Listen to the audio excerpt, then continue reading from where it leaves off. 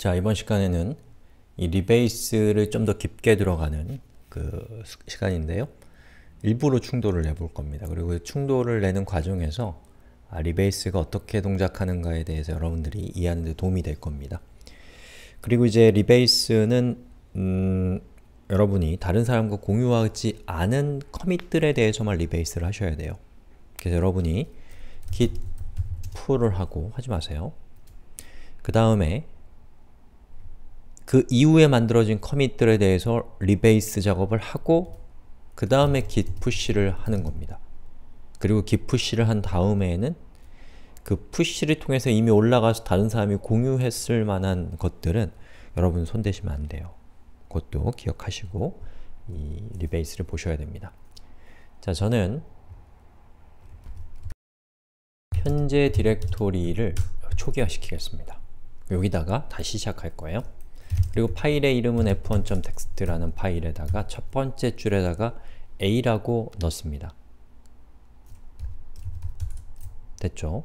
그리고 이거를 git add f1.txt git commit -1 1 그렇게 해서 하나의 커밋을 일단 생성했고, 그리고 이 상태에서 git checkout rb, 리베이스 약자죠. -b를 해서 생성하고 체크아웃 했습니다.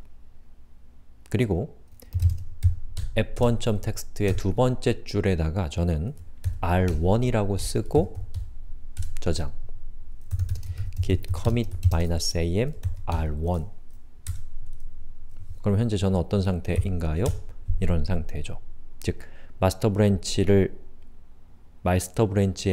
이 커밋을 베이스로 하는 r1이라는 커밋을 생성했고, 그 r1이라는 커밋에 f1.txt에는 r1이라고 하는 두 번째 줄의 내용을 수정을 했습니다.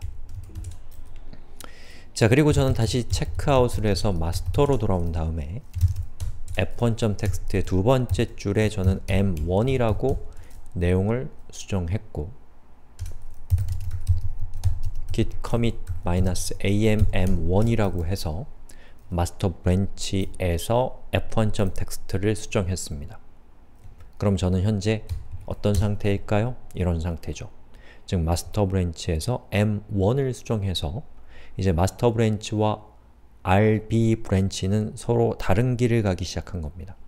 그리고 또 하나 중요한 것은 r1과 rm1이라는 저 각각의 커밋이 공유하는 f1.txt라는 파일에 두 번째 줄에 두 브랜치 모두 수정을 해서 이제 머징을 하면 충돌이 나는 상황을 제가 일부러 만들었다는 겁니다.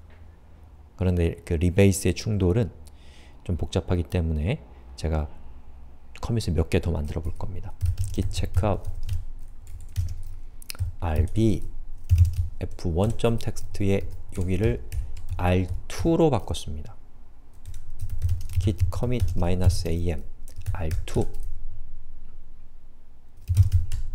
그리고 다시 r3로 바꿨고요. 저장하고 r3라고 하면 현재 저장소는 이런 상태가 되겠죠.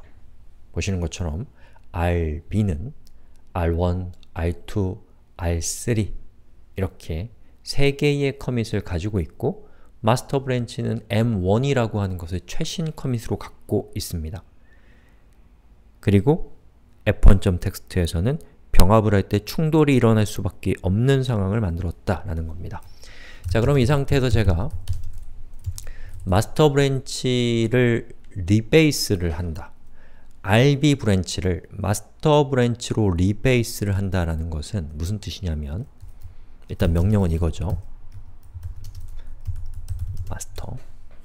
즉, rb 브랜치의 최초 커밋인 r1의 베이스는 1인데 마스터 브랜치의 최신 커밋인 m1으로 베이스를 바꾸겠다라는 뜻입니다. 그러면 r1의 부모는 1인데 r1의 부모가 m1이 돼서 이제 rb는 마스터 브랜치가 작업해 왔던 내용을 수용할 수 있게 된다라는 겁니다. 자, 그걸 하는 과정에서 내부적으로 어떤 일이 일어난다고 제가 말씀을 드렸었나요? 첫 번째, 임시 저장소에 r1과 숫자 1 커밋 사이의 소스 코드의 차이점만을 갖고 있는 패치라는 형태의 정보가 임시 저장소에 저장됩니다. 그리고 r1과 r2의 패치가 또 저장이 되고 r2와 r3의 패치가 저장되는 것 같더라고요. 예. 거의 90% 맞을 거예요. 제가 틀렸으면 얘기해 주시는 거예요. 예. 아시겠죠? 자, 그리고 리베이스를 하게 되면 그 임시 저장소에 보관되어 있는 r1의 패치가 m1에 머지가 됩니다. 일단 해봅시다. 엔터를 치니까 어떻게 돼요? applying r1, 즉 r1을 리베이스를 applying을 했다. 시도를 했는데 f1.text가 complete가 났다는 뜻입니다. 그리고 그 complete를 저한테 해결하라고 요구를 하는 겁니다. 자, 그럼 저는 여기서 어떻게 하면 되냐면 git status를 해서 f1.text가 complete가 났다는 것을 확인하고 f1.text를 열어봤을 때 보시는 것처럼 이런 모습인데 왜 이런가요? 즉 1에서는 a가 추가됐는데 그 이후로 m1과 마스터와 rb가 서로 다른 길을 갔죠. 그때의 마스터 브랜치는 m1에서 m1이라고 하는 텍스트를 두 번째 줄에 추가했고 rb의 r1은 r1이라는 텍스트를 두 번째 줄에 추가했는데 이 두 개가 같은 줄이 수정이 됐기 때문에 기대 입장에서는 자동으로 머지할 수가 없었던 거예요. 그래서 우리한테 머지를 하라고 요청을 하는 겁니다. 자, 그럼 전 요거를 이렇게 처리할 거예요. 그런 식으로. 둘 다 수용한 거죠.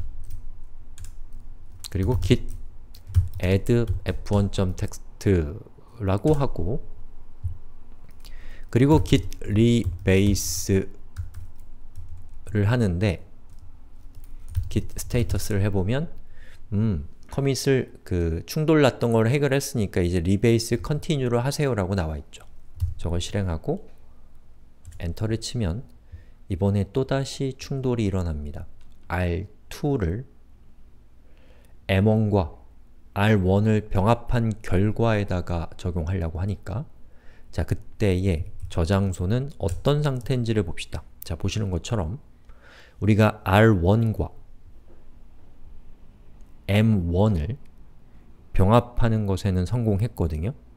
그렇게 했더니 보시는 것처럼 r1이라고 하는 메시지를 갖고 있는 m1과 r1을 병합한 결과의 커밋이 이렇게 생성이 된 겁니다. 그리고 우리가 다시 rebase continue를 하면 r1과 r2의 차이점에 해당되는 패치를 바로 이 커밋에 병합 작업을 시도했는데 역시 똑같은 두 번째 줄이었기 때문에 complete가 난 겁니다. 자, 이렇게 내용을 보니까 그렇죠. 똑같은 두 번째 줄이니까 complete가 났죠. 자, 그럼 저는 여기서 저장을 하고 git add f1.text git rebase continue 라고 하면 또 충돌이 나요. 왜요? r3도 두 번째 줄을 수정했기 때문에. 자, 내부적으로 어떻게 바뀌었는지 봅시다. 자, 보시는 것처럼 이렇게 r2에 해당되는 새로운 커밋이 만들어졌죠. 그렇게 만들어진 최종적인 결과의 f1.text의 두 번째 줄과 우리가 병합하려고 하는 r3의 패치 사이에 같은 라인이 수정됐기 때문에 git은 우리한테 또 에러를 낸 거죠. 자, 그럼 이 상태에서 제가 f1.text를 열고 요 충돌을 해결한 다음에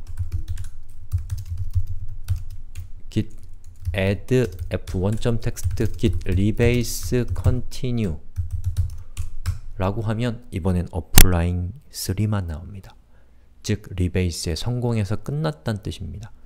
자, 그럼 이렇게 됐을 때 제가 git log decorate all graph 또 뭐죠? one line 이렇게 해서 봅시다. 자, 이렇게 됐어요.